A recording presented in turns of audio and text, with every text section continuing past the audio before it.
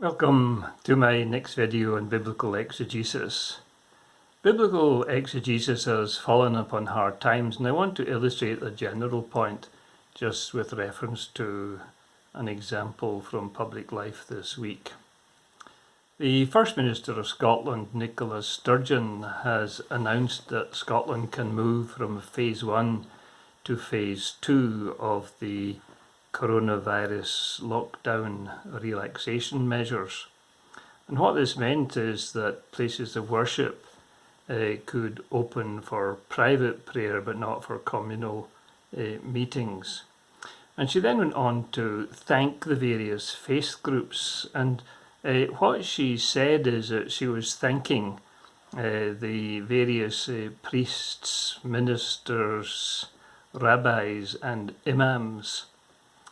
And what is interesting about this list is that Roman Catholic priests are put at the top or the front of the list ahead of the National Church ministers. This might not be noticed by many, but what it is actually demonstrating is the pervasive aspect of Roman Catholicism in the media of Scotland. And as when I last looked, we are not yet a Roman Catholic country, but our national church is the Church of Scotland. But it is Roman Catholicism which is portrayed in all over our media, in television programs. You've probably heard of things like Father Brown, Father Ted, Mrs. Brown's Boys. And what I'm looking at here is an example again from this week. It was a program called My First Communion. And what the BBC iPlayer says is this, and I'll quote, "In this humorous and heartwarming film, we follow 4 very different little girls and their families." Notice it's humorous. In other words, we will promote Roman Catholicism through humour. And you'll notice that that is what you get in your Father Ted, your Mrs. Brown's Boys, etc., etc. So Roman Catholicism is so pervasive in the world that many Muslims blame the Crusades upon Christians rather than the Pope in Rome.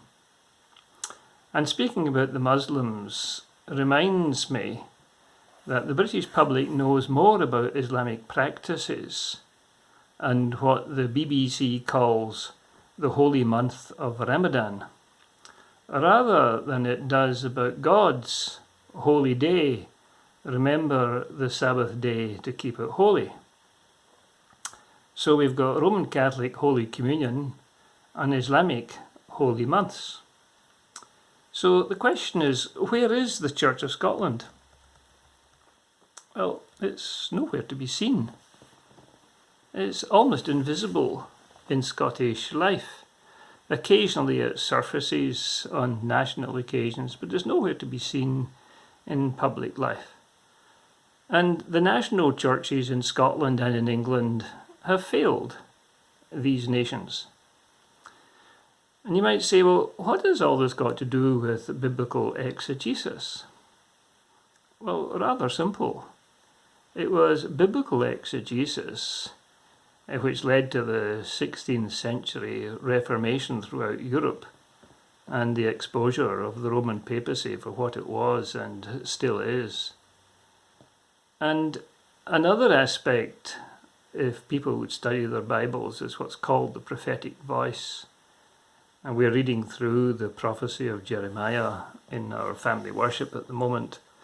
And this is what you see, the prophetic voice addressing to the nation, not simply to the church, but to the nation also, what the Lord thinks about what is going on.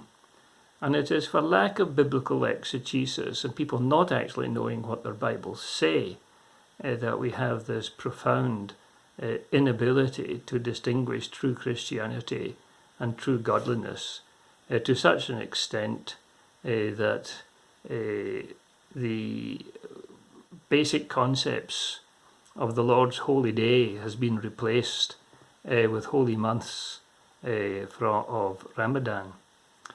And so we need to get back to proper biblical exegesis, and it's not very common.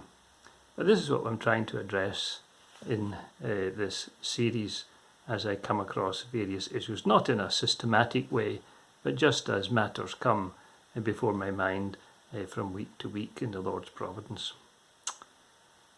Until the next time, God bless you.